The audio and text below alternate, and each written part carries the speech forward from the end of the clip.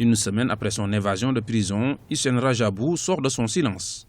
L'ancien mentor du président Pierre Nkurunziza se revendique toujours du CNDD-FDD, le Conseil national pour la défense de la démocratie, force de défense de la démocratie, l'actuel parti au pouvoir. Cependant, Hissène Rajabou dit vouloir faire barrage à un troisième mandat du chef de l'État burundais. Il faut que tout le monde soit soudé, la population burundaise, la communauté internationale, même les membres du parti CNDD-FDD, pour que le président de la République du Burundi ne viole pas la loi, ne viole pas la constitution du Burundi aux yeux de tous. Hissène Rajabou est un pilier du parti au pouvoir. Il purgeait depuis 2008 une peine de 13 ans pour complot contre la sûreté de l'État. Désormais, il peut influencer le jeu politique burundais pour plusieurs raisons. Hissène Rajabou, c'est un homme qui a dirigé le CNDD-FDD depuis plusieurs années. Et d'ailleurs, là, il n'est même pas encore rayé de la liste des membres du CNDD-FDD.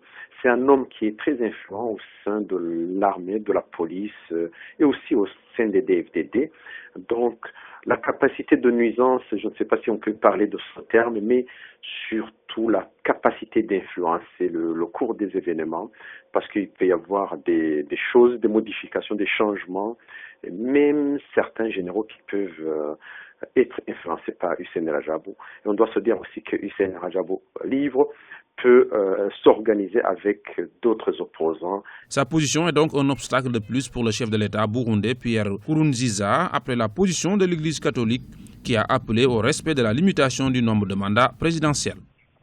La position de l'Église catholique est très claire et on sait bien, elle est très puissante. C'est l'Église catholique qui a fait tomber l'ancien président homme fort Bagaza.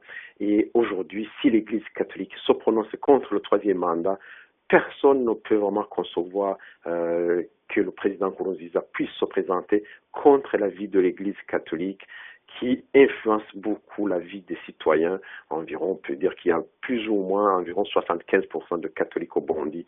Et ça, c'est un électorat très, très important et qui, on sait bien, l'Église catholique peut faire en sorte que les Burundais s'opposent pacifiquement à ce troisième mandat. Les évêques ont rappelé que les Burundais se sont engagés à respecter les accords pour la paix et la réconciliation d'Arusha et la Constitution qui impose au président élu, quel qu'il soit, de ne pas dépasser 2 mandats de 5 ans chacun. Le scrutin présidentiel est prévu en juin 2015 dans le pays.